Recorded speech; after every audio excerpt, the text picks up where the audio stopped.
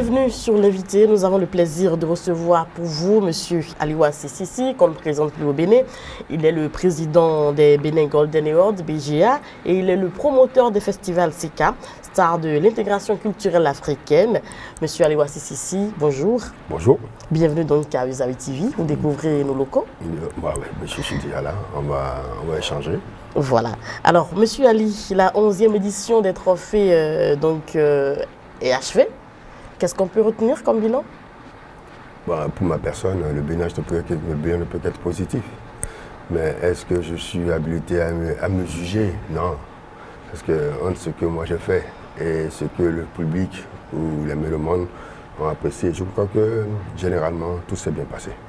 Alors, c'est vrai qu'il y a eu un petit incident. On peut en parler rapidement? Oui, mais vous savez, nous sommes dans un pays, le Bénin, et il paraît que c'est la période des pluies. Il y a eu un incident, on avait un événement le vendredi qui devait se passer, qu'on avait appelé couleur locale. Les artistes nationaux devaient presquer devant les directeurs de festival que nous avons invités. On avait bien commencé, Miss Espoir a commencé, a fait sa prestation, ceci me devait monter sur scène comme il fallait s'attendre. C'est Dame Pluie avec un vent violent qui est venu arracher le grand écran géant que nous avons mis sur place. Bon, Dieu aidant, il ne s'est pas passé grand-chose. Ça a duré à peine 3 minutes. Bon, on rend grâce à Dieu parce que vous savez, quand vous avez ce genre d'événements, quand ça se passe, qu'il n'y a pas mort d'homme, qu'il n'y a pas de blessés, on ne peut que rendre grâce à Dieu. Effectivement. Parce que l'écran, effectivement, les gens, ceux qui étaient sur Facebook, si vous allez sur Facebook, ceux qui étaient sur Facebook, l'événement est diffusé en direct. Donc, les gens ont suivi, ont vu l'écran s'abattre sur le batteur. Donc, tout le monde s'inquiétait, mais Dieu aidant, puisque nous mettons tout sous la main de Dieu. Voilà, il y a plus de peur que de mal. Alors, l'événement a démarré depuis 12 ans déjà que l'aventure a démarré. C'est vrai que vous avez du mal à faire un bilan de vous-même parce que vous avez du mal à vous juger vous-même. Mais est-ce que vous pensez aujourd'hui que cet événement apporte un plus donc à l'émergence culturelle de notre pays? Évidemment, ça apporte beaucoup. Vous savez, les événements de ce genre permettent non seulement aux Béninois de savoir réellement ce qu'ils font, et aux Africains, parce que quand vous voyez les artistes de la nouvelle génération, je parle des artistes de la nouvelle génération, on ne parle pas de ceux qui ont déjà un nom. Ceux-là qui s'inspirent de l'héritage que nous ont laissé les ancêtres, qui est la musique traditionnelle pour faire de la musique moderne. Aujourd'hui, il faut comprendre que les artistes ne veulent plus faire ce genre de musique. La musique qu'on appelle la world music. Les artistes ne veulent plus le faire. Nous sommes obligés, heureusement qu'il y a cet événement-là, qui spécialement encourage ce genre d'artistes. Parce qu'aujourd'hui, l'artiste veut faire la musique du ventre. Quand je dis la musique du ventre, c'est-à-dire que la musique qui peut lui permettre de gagner tous les jours, tous les samedis de l'argent, d'aller dans la boîte de nuit, alors que ce n'est pas ça la musique en fait. La vraie. La vraie musique, c'est la musique qui n'a pas de date d'opération, comme je le dis bien. La musique qui se consomme à long terme. La musique qui se fait, quand vous voyez, je prends un exemple banal, quand vous voyez la musique que fait Dometok, même ce qu'il avait déjà fait depuis des années, quand vous l'écoutez, elle est toujours d'actualité. Alors que quand vous faites la musique du ventre, ça dure peut-être 2 ou 3 mois et puis c'est fini. Mais nous sommes obligés d'encourager ces gens d'artistes. Et ces artistes-là se réunissent tous les ans au Bénin pour échanger. Je dis bien échanger, ce n'est pas une compétition en tant que telle, pour échanger. Et comme le dirait Kala Moulay, ça fait des années que je participe, je n'ai jamais gagné, cette fois-ci j'ai gagné. Oui, d'accord. Il y a beaucoup d'autres artistes qui ont essayé, qui n'ont pas gagné. Parce qu'il faut persévérer. Il faut persévérer parce que quand vous voyez, je ne sais pas si vous êtes arrivé, quand vous voyez le niveau de ceux qui sont présentés, quand vous voyez le niveau, on se demandait même si le Bénin pouvait gagner. Parce que le niveau était très très haut. Il était très haut ou était très faible? Le niveau était très haut. Le niveau du Bénin? Non. Le niveau des artistes qui sont présents. Ça veut dire qu'ils étaient presque au même niveau. Mais il fallait quand même choisir le meilleur parmi ceux-là. On a pu choisir le meilleur. Et je peux vous dire, l'artiste béninois n'était pas favori quand il s'agit de travailler sur les supports numériques et audiovisuels déposés par les artistes, l'artiste béninois n'était pas favori. Il manquait quelque chose quand même.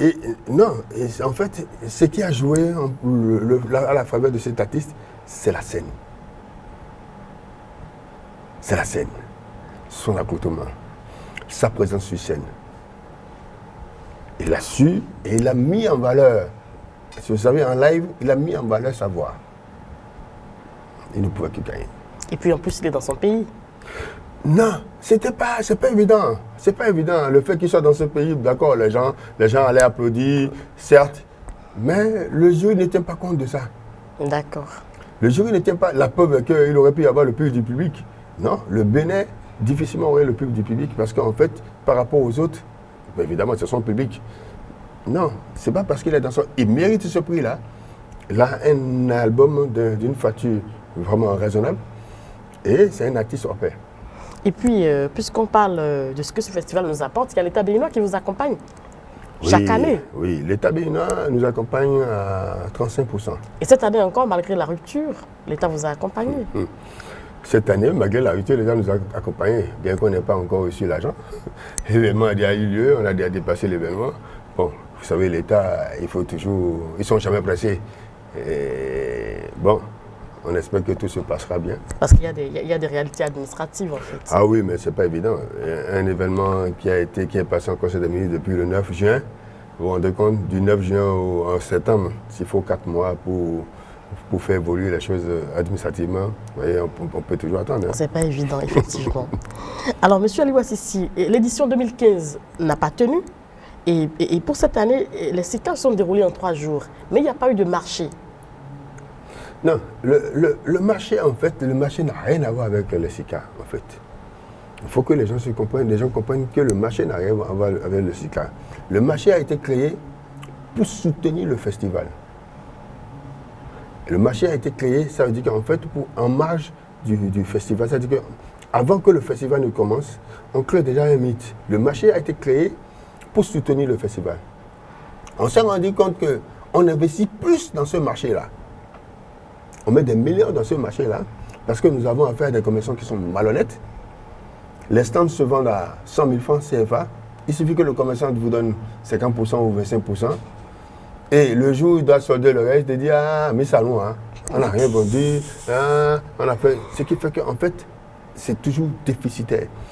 L'argent, on doit se concentrer. L'argent qu'on doit prendre pour se concentrer, pour réaliser l'événement même, puisque le marché se passe déjà avant, et que tous ceux qui nous louent, les prestataires, nous demandent de payer cash, nous, on avance.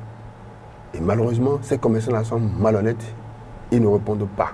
Ils ne payent pas. Ils sont là pendant toute la peine, ils ne payent pas. Mais cette année, ils ont dit, ah, il fallait le faire, on allait payer. On allait payer. Demandez-nous de payer tout avant et on vous payera tout. Je dis, mais si c'est le cas, on verra bien l'année prochaine comment il faut faire. Parce qu'en fait, il ne faut pas faire pour faire. Non. Soit on avance. Voilà. Soit on n'avance pas. Alors, le nombre de pays participants, est-ce qu'on peut avoir? Parce qu'apparemment, vous n'arrivez jamais à le dire, monsieur. Mais non, les pays participants, vous savez, l'autorité de la culture envoie des lettres à presque tous les pays africains. C'est à ces pays-là d'honorer de leur présence. Exactement. Ça veut dire que quand on envoie la lettre déjà au mois de janvier, à partir du mois de juillet, on commence à savoir ceux qui doivent venir, ceux qui doivent pas venir. Parce que les mêmes difficultés que le Bénin a ici, le Tchad, le Burundi, tout le monde a des difficultés budgétaires aujourd'hui. Les mêmes difficultés que nous avons aujourd'hui à décaisser l'argent, les pays, même qui sont à côté, ils ont tous les mêmes pays. Il y a des pays comme le Sénégal ou la Côte d'Ivoire qui sont même incapables, qui ont même des avions, qui sont même incapables d'acheter 2 billets d'avion à leur artiste. Vous voyez ce que c'est? Ils ont une compagnie aérienne. Exactement. Hein? Et le Burkina, ils ont une compagnie aérienne. Ces pays-là sont incapables d'acheter des billets d'avion, mais ceux qui ne coûteront peut-être que 500 000 francs maximum à ces artistes-là. C'est une honte pour l'Afrique. Exactement. C'est vraiment une honte. Quand je vois les pays comme le Sénégal qui disent oui, on ne peut qu'acheter un seul billet, sur 2. Mais je dis, mais il y a un problème. Effectivement, il y a un problème. on peut le dire. Est-ce que ces autorités-là pensent, qu'est-ce qu'ils pensent de la culture? Et quand vous voyez ces autorités-là, ils vous parlent d'intégration. Aujourd'hui, c'est l'intégration. Mais quand ils se retrouvent, leur problème, c'est la monnaie commune. L'intégration pour eux, c'est la monnaie commune. Tout ce qui est finance, c'est ça l'intégration. Alors que le chemin le plus court pour l'intégration, c'est la culture. C'est là. Nous avons beaucoup de choses en commun que nous pouvons partager. On ne pense pas à ça, on pense toujours à l'argent, l'argent. Ah, un passeport commun, c'est le passeport qui fait que le Togolais et le Béninois aient quelque chose en commun. Non.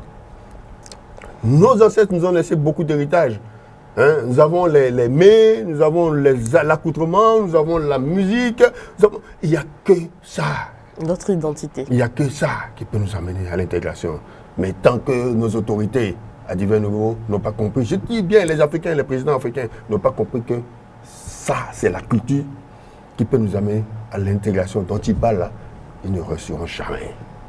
C'est pas parce qu'en fait, quand je vois un pays, mais j'ai des pays qui ont même des compagnies aériennes, ils sont incapables, c'est une honte d'acheter 2 billets d'avion. Je dis, mais il y a un problème. Dans un budget de l'État, d'un État comme les Sénégalais, comme ils ont plus de 3 000 milliards qu'est-ce que ça peut faire? 2 billets d'avion et le per diem d'un artiste, qu'est-ce que ça peut faire? Il faut que ces gens-là prennent conscience que la culture est le chemin le plus court pour aller à cette intégration. Parce que quand ils se réunissent, ils disent autre chose. Ils ne pensent pas à la culture. Alors, au cours du festival, il y a une longue mise au point avant les délibérations. Pourquoi ça tarde comme ça, les mises au point? Oui, mais c'est normal. Vous savez, vous avez affaire à des pays, à des artistes hors pair qui se sont présentés. Et il ne faut pas décider en l'air pour dire, mais bon, voilà, moi je choisis ici. Parce qu'il y a quand même 3 jurys. Hein, bon, maintenant, il faut argumenter. Il faut argumenter. Pourquoi tu as donné telle note? Pourquoi ta note est supérieure ou inférieure à l'autre? Ainsi de suite, il faut confronter. Il ne faut pas décider. Les gens ont fait 1000 km, ils ont fait 2000 km. Vous n'allez quand même pas décider tout parce que pour un oui et un non. Non, il faut échanger. Et je suis là pour faire l'arbitrage. Je suis resté avec eux pour voir réellement. Parce que, bon, il y a une souveraineté par rapport à la décision. Mais moi, je suis là pour arbitrer. Je suis l'avocat des artistes. Donc, et c'est ce qui s'est passé. Et bon, le Bénin a gagné le premier prix, Kalamoulaye. Et le clip vidéo, le Ghana, je crois qu'il y a eu le clip vidéo. Le Congo, le prix du public. Et je crois que le Nigeria a eu le prix du présentateur live. Mais il y a des travaux qui se font. Il y a des travaux qui se font avant donc l'organisation. Oui. Est-ce qu'il y a des critères? Ah oui, il y a des critères. Parce que quand avant, vous envoyez vos supports audiovisuels, et ces supports-là sont envoyés déjà aux membres de jury qui sont déjà désignés. Ils travaillent déjà sur ces supports-là, audiovisuels. Et c'est pour cela que je vous ai dit tout à l'heure que l'artiste béninois n'était pas parti favori. Parce que à entendre les gens, c'est qu'il est le meilleur et qui est dans la base. Non. Par rapport au support, en quittant, parce qu'ils ont encore travaillé le samedi matin. Le samedi, en quittant leur rencontre, ils n'étaient pas partis. Quand je lis le rapport, ils n'étaient pas partis favoris. Bon, maintenant, arrivé sur place, il a convaincu. Ça veut dire qu'entre le support, parce que l'artiste peut être un artiste de studio. Parce que tout le monde peut chanter, je ne sais pas si vous le savez. Exactement. Tout le monde peut chanter. On peut être un artiste de studio et dès qu'on vous met en live, il faut pouvoir exprimer. Et c'est pas évident.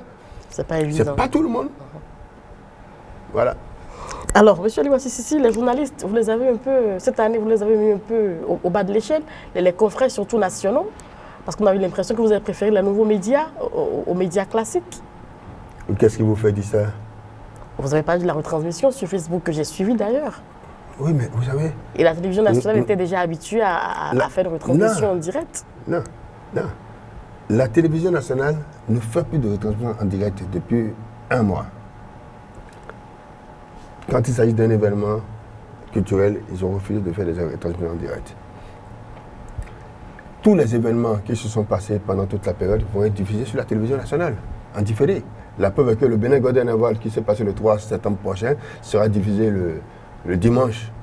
On vient de m'appeler tout de suite, ça va être diffusé le dimanche à 22h sur l'ORTB. C'est juste un décalage. Ça va être diffusé sur... J'ai donné la possibilité à des télévisions nationales qui ont souhaité. ETV a demandé, je lui ai donné la licence.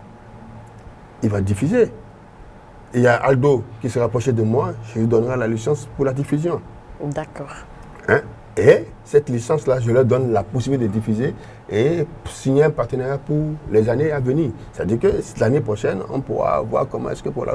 Et nous avons écrit à tout ce qu'il y a comme organe. Ils ont reçu des lettres. Je crois qu'ils ont participé. Maintenant, par rapport aux journalistes de la presse écrite, mais je vois que toutes les télévisions étaient là. Il y avait Sika, il y avait ETV, il y avait toutes les télévisions. J'ai vu LCD, j'ai vu toutes les télévisions étaient là. Maintenant, si vous me parlez, si vous me parlez, mais il y avait une télévision nigériane, ghanéenne qui était là. Si vous me parlez même Africa 24 n'était pas invité, parce qu'on a essayé de les joindre, on n'arrivait pas à les joindre et ils étaient venus pour couvrir l'événement. Ils ont eu du mal à rentrer, mais ils sont venus. C'est un grand événement. Maintenant, si vous me parlez par rapport aux journalistes culturels de la presse écrite, ça semble pas un problème. Parce qu'il y a un contentieux entre nous.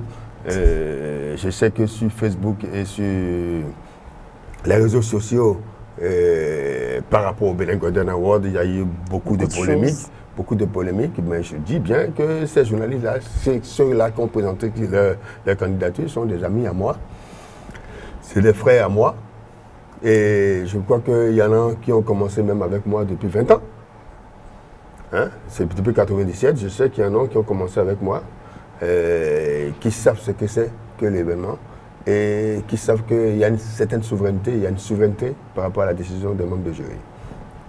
Parce qu'il y a une polémique, parce qu'on n'a pas délibéré par rapport aux journalistes culturels lors du Benin Golden Award. Le jury a décidé de ne pas délibérer. Donc, quand le jury décide, qu'est-ce que moi je fais? Rien. Bon, ils ne sont pas contents. Donc, comme ils lancent des flèches tous les jours. Et comme je l'ai dit pas plus tard qu'avant-hier, vous voulez que je publie, je vais aller à la Nation, je vais publier la décision, le rapport du jury. J'ai dit, si vous voulez, je publie, moi je les ai protégés. J'ai dit, c'est des amis, ça ne sert à rien. J'ai dit, si vous voulez, je donne à la Nation, je publie le rapport du jury. Et je leur ai dit, les membres du jury, je vous donne les noms, c'est Pascal Zantou, le conseiller à l'ARAC. Je connais bien Pascal Zantou. Azifan, vous la connaissez, Azifan, vous la connaissez? Vous la connaissez? Si. C'est Louis Breton Ferdinand. Vous le connaissez, le docteur? C'est eux, membres du jury. Et ils sont prêts à la rencontrer.